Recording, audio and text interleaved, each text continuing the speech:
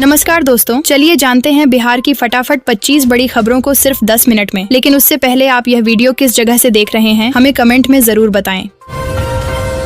शिक्षकों को इस शर्त पर मिलेगा अक्टूबर और नवंबर का वेतन, नई व्यवस्था लागू। दोस्तों, बिहार सरकार के शिक्षा विभाग ने विश्वविद्यालयों के शिक्षकों और कर्मचारियों के वेतन भुगतान के लिए एक नई व्यवस्था लागू की है। इसके तहत सभी शिक्षकों और कर्मचारियों का डेटा शिक्षा विभाग के पेरोल मैनेजमेंट पोर्टल पर अपलोड करना अनिवार्य है। जिनका डेटा अभी तक अपलोड नहीं हुआ है उन्हें 1 सप्ताह के भीतर ऐसा करना होगा, अन्यथा उनका वेतन भुगतान रोक दिया जाएगा।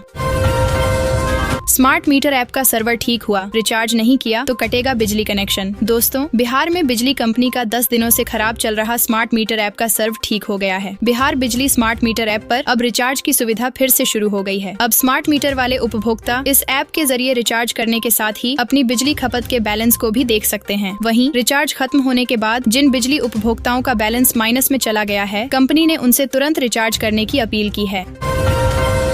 बिहार में नक्सलियों के गढ़ में बनेंगे 11 नए सुरक्षा कैंप, 55 जगहों पर टावर भी लगेंगे। दोस्तों, उत्तर बिहार के नक्सल मुक्त होने के बाद अब दक्षिण बिहार को भी नक्सल मुक्त बनाने के लिए प्रयास किए जा रहे हैं। इसके लिए दक्षिण बिहार की झारखंड से सटी सीमाओं पर 11 नए सुरक्षा कैंप स्थापित किए जाएंगे। यही नहीं, संचार सुविधा को बेहतर करने के लिए मोबाइल टावर भी लगाए जाएंगे। वहीं लंबित 4G अपग्रेडेशन का काम भी जल्द पूरा किया जाएगा। बिहार सरकार का नया आदेश, जमीन के रसीद को लेकर आए नियम। दोस्तों, बिहार सरकार ने जमीन रजिस्ट्री की प्रक्रिया को और अधिक पारदर्शी और सुरक्षित बनाने के लिए नए नियम लागू किए हैं। इन नियमों का उद्देश्य भूमि विवादों को कम करना और रजिस्ट्री प्रक्रिया को आधुनिक बनाना है। नए नियमों के तहत जमीन की रजिस्ट्री के लिए आधार कार्ड का उपयोग अनिवार्य किया गया है और ऑनलाइन प्रक्रियाओं पर जोर दिया गया है। इन नए नियमों से जमीन की खरीद बिक्री में होने वाली धोखाधड़ी और फर्जीवाड़े पर रोक लगेगी।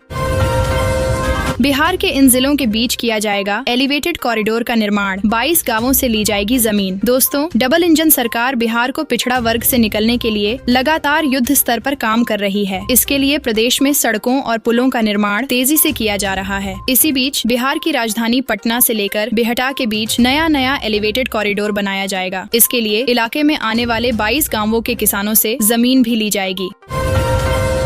बिहार से दिल्ली का सफर होगा आसान, किशनगंज समेत इन शहरों से चलेंगी लग्जरी बसें। दोस्तों, अब बिहार से दिल्ली जाने के लिए लग्जरी बसों की सुविधा उपलब्ध होगी। बिहार यूपी के बीच चलने वाली ये बसें दिल्ली की सीमा गाजियाबाद तक जाएंगी। जल्द ही बिहार के 4 शहरों पटना, बक्सर, किशनगंज और नालंदा से गाजियाबाद के लिए लग्जरी बसों का परिचालन शुरू होगा। बिहार पथ परिवहन निगम ने योग्य एजेंसियों की तलाश शुरू कर दी है।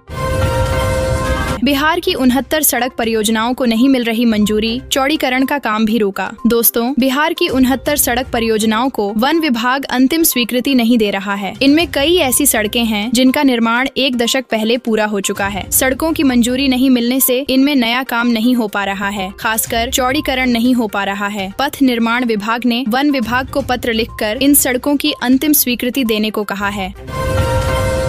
पटना में 100 पुल पुलिया का होगा निर्माण, विधायकों से मांगा प्रस्ताव। दोस्तों, पटना जिले में 100 से अधिक पुल पुलिया का निर्माण होगा। जिन इलाकों में हाल के महीनों में पुलिया क्षतिग्रस्त हो गई है उसे भी बनाया जाएगा। ऐसे इलाके चिन्हित किए गए हैं जो 2 गांवों या प्रमुख रास्तों को जोड़ते हैं और पुलिया के अभाव के कारण आवागमन का परिचालन नहीं हो पा रहा है। जिला प्रशासन ने 14 विधायकों से पुल पुलिया निर्माण के लिए प्रस्ताव मांगा है, जिसे मुख्यमंत्री ग्रामीण सेतु योजना के तहत बनाया जाएगा।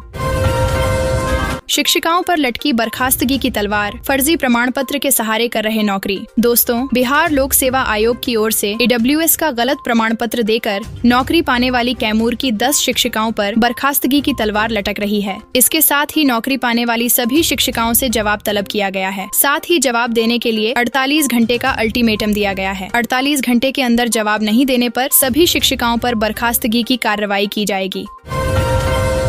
बिहार से यूपी होकर दिल्ली पहुंचना होगा अब आसान, एक्सप्रेसवे से लिंक होगा ये मार्ग। दोस्तों, बिहार से दिल्ली को अलग अलग हाईवे और एक्सप्रेसवे के जरिए जोड़ने के लिए कई परियोजनाएं चल रही हैं। आने वाले समय में पटना समेत अन्य जिलों से दिल्ली तक का रास्ता बिल्कुल आसान होने वाला है। अब बक्सर में गंगा पर बनने जा रहा 3 लेन का पुल पूर्वांचल एक्सप्रेस को बक्सर पटना NH 922 से सीधे कनेक्ट होगा, जिससे यूपी से गुजरते हुए दिल्ली पहुँचने में देर नहीं लगेगी। ट्रांसफर पोस्टिंग को लेकर आया बड़ा अपडेट। शिक्षक इन बातों का रखें विशेष ध्यान। दोस्तों, शिक्षा विभाग ने ट्रांसफर और पदस्थापन संबंधी दिशा निर्देश जारी किए हैं। विकल्पों के आधार पर विद्यालय आवंटन नहीं होने पर पंचायत और नगर निकाय के ऊपर की इकाई के आधार पर आवंटन होगा। ऑनलाइन आवेदन की प्रक्रिया गुरुवार से शुरू होगी। शिक्षकों को अपने प्रोफाइल और वर्तमान पदस्थापन की जानकारी में त्रुटि होने पर तुरंत जिला शिक्षा पदाधिकारी से संपर्क करना होगा।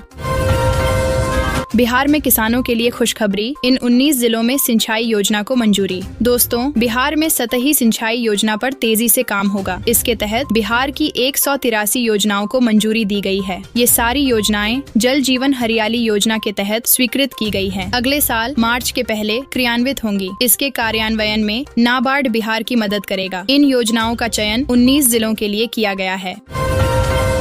बिहार के 4 जिलों में किया जाएगा 5 रेलवे ओवरब्रिज का निर्माण, मिलेगी जाम से निजात। दोस्तों, बिहार सरकार अपने राज्य को लगातार एक से बढ़कर एक योजना उपलब्ध करवा रही है। सरकार के इस प्रयास से राज्य पिछड़ा वर्ग से काफी आगे निकल रहा है। इसी बीच राज्य के 4 जिलों को जाम से छुटकारा दिलाने के लिए 5 रेलवे ओवरब्रिज का निर्माण करने की कवायद शुरू की गई है। सरकार द्वारा इस प्रोजेक्ट पर 600 करोड़ रुपए की धनराशि खर्च की जाएगी।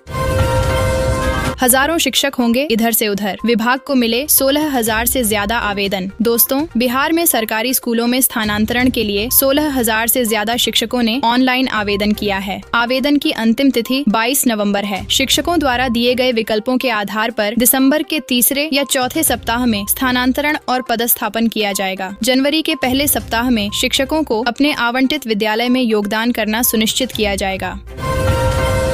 बिहार में जमीन मालिकों को बड़ी राहत, 72 घंटे में यूं मिलेंगे खतियान से लेकर दाखिल खारिज तक के कागज। दोस्तों, बिहार में अब जमीन से जुड़े कागजात ऑनलाइन मांगने पर 72 घंटे में मिल जाएंगे। खास बात ये है कि ये कागजात सत्यापित होंगे। अभी 25 तरह के राजस्व दस्तावेजों की डिजिटल हस्ताक्षर वाली कॉपी किसानों को दी जाएगी। जमाबंदी, खतियान जैसे दस्तावेज शामिल हैं। दस्तावेजों की स्कैनिंग का काम तेजी से चल रहा है। 30 करोड़ से ज्यादा राजस्व दस्तावेज हैं। आधे से ज्यादा दस्तावेजों को स्कैन किया जा चुका है।